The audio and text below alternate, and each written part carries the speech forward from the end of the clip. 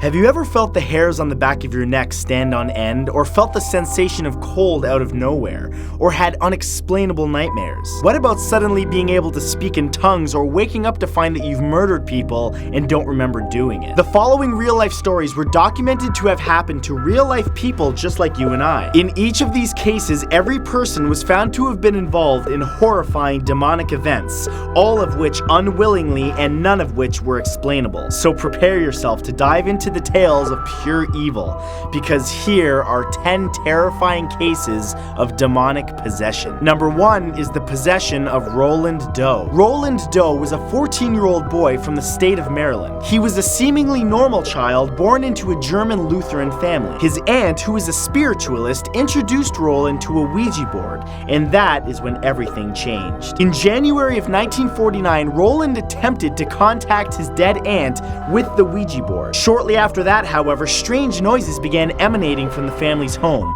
Crosses and other religious items broke or flew from the walls, and cuts and scratches began appearing on Roland's body. Roland suddenly gained the ability to start speaking in tongues and, upon being admitted to the hospital, levitated from his bed. A Catholic priest, upon speaking with the boy, discovered multiple spirits were possessing him and proceeded to perform over 30 exorcisms. After suffering multiple injuries to himself, including a broken nose, the priest succeeded in freeing the boy. It was this story and exorcism that inspired the original 1971 novel, The Exorcist, that was turned into the blockbuster movie.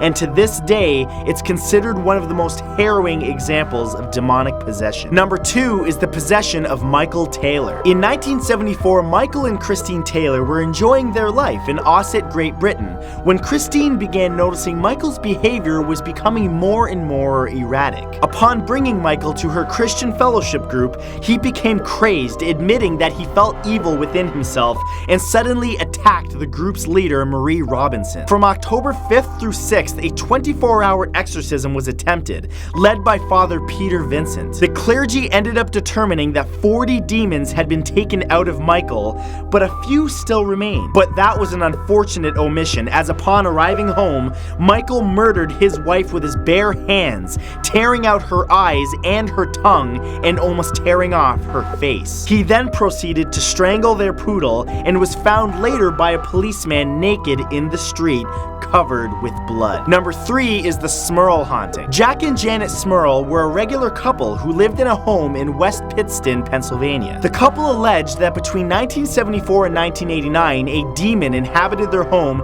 that caused loud noises and bad odors, and even threw their dog against the wall while shaking mattresses, and pushed one of their daughters down a flight of stairs, and even physically and sexually assaulted Jack on several occasions. The Smurls' claims gained wide press attention and were investigated by demonologists Ed and Lorraine Warren, who concluded that a very powerful force resided there. In 1987, after years of intense prayers and blessings, the Smurls claimed that everything eventually went back to normal. Their story was made into a 2-hour made-for-TV movie entitled The Haunted by 20th Century Fox. Number 4 is the possession of Anneliese Michel. Anneliese Michel was a German woman born to a Catholic family. Raised among 3 sisters, she was deeply religious and went to Mass twice a week. She had a mental illness coupled with epilepsy, and on one day began hallucinating while praying. She claimed she began seeing devil faces regularly and would hear voices telling her that she was damned and that she would rot in hell. The tauntings became too much for Anneliese, and in 1973, she suddenly tried taking her own life. She began acting erratically, eating insects, and even drinking her own urine. Over the next 10 months, 67 exorcisms were performed on Anneliese, who refused to eat so that she could kill the demons by dying with them inside of her. And on July 1st, 1976, she got her wish, as she died in her bed, a malnourished skeleton. The 2005 film The Exorcism of Emily Rose was created loosely based on her horrific story. Number 5 is the possession of Arne Cheyenne Johnson. On February 16th, 1981, a seemingly normal man named Arn Cheyenne Johnson murdered his landlord, Alan Bono, in Brookfield, Connecticut. After repeatedly stabbing him with a pocket knife, his trial became widely known as the Demon Murder Trial, as he claimed that he was forced to commit the crime by a demon that overtook his body after fleeing the body of an 11-year-old boy. In a historic event, this became the first time in the history of the United States that someone tried using demonic possession as a defense. Ultimately, the judge threw it out, saying that the court would not recognize demonic possession as real. He was sentenced to up to 20 years in prison.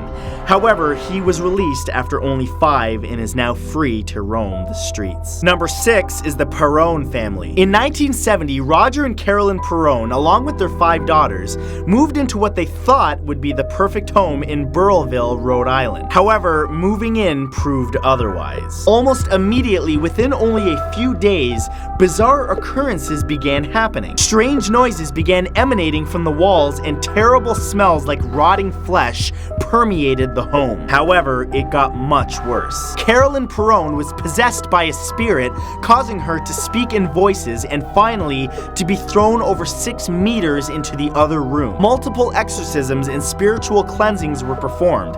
However, it's claimed that they are still haunted to this very day. Their horrific story is widely known and became the subject of the 2013 film The Conjuring. Number 7 is the possession of Anna Eklund. The case of Anna Eklund became known as America's most famous case of possession. In 1912, at the young age of only 14, Iowa resident Anna Eklund had already begun to have severe symptoms of possession, including an intense aversion to anything holy or sacred, including blessed objects or images. She physically could not even enter a church because of some unseen force, and she had an almost obsessive interest in depraved and disturbing sexual acts. The church determined that she was possessed by multiple diabolic entities. However, oddly, some of them were at one time human, namely her father and aunt. Although Anna was a devout Catholic, her father and aunt practiced witchcraft, choosing Anna as their vessel after dying. A successful exorcism was performed, but she was quickly repossessed and would routinely speak languages that she had never spoken before, levitating and even climbing the walls like a spider. Then finally, after 23 days of exorcism rituals in 1928, Annela seemingly became herself again. Number 8 is the possession of Elizabeth Knapp. Elizabeth Knapp was the daughter of a farmer and the servant of the House of Willard in 1671. At the age of just 16, she began experiencing pains in her body. Shortly after that, she began displaying strange behaviors and claiming that she was visited by the devil one night and that she had made a pact with him, selling her soul for money and youth. Her appearance began to change rapidly, and she would speak in strange voices and would regularly scream out, "Money, money, sin, misery, misery." Even her body would become so contorted that it took several people to try to hold her down. Unbelievably, no other documentation was found on this event, and what happened to Elizabeth is unknown. Number 9 is the possession of Julia. In 2008, Dr. Richard E. Gallagher, a psychiatrist and associate professor of clinical psychiatry at New York Medical College, revealed a case of demonic possession of a patient known only as Julia. Multiple tests were done, and it was determined that Julia exhibited no signs of any mental disorders, and that her strange behavior was likely something more. After personally witnessing levitations, clairvoyance, and items moving around their own room, Dr. Gallagher concluded that Julia was indeed possessed by multiple demons. A number of exorcisms were performed. However, Julia continues to display signs of possessions to this day, telling the psychiatrists that they will be sorry for their actions. And number 10 is the possession of Clara Germana Salih. In 1906, a 16-year-old South African student named Clara Germana Salih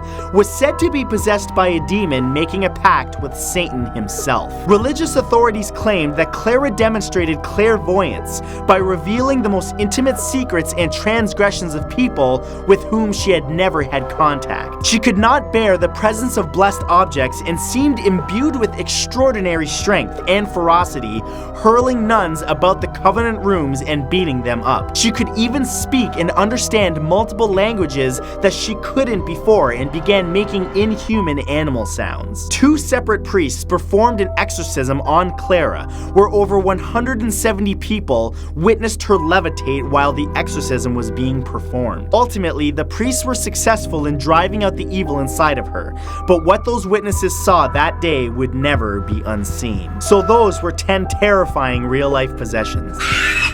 I just want to remind you that my limited edition fact t-shirt is only available until December 5th, so press or click the t-shirt on screen now and pick one up for the holidays. If you enjoyed this, I would appreciate it if you left a like on it, and on the right you'll find 2 recent videos that you can press on screen now in case you missed them. And that's it. I will see you guys next time. Sweet dreams.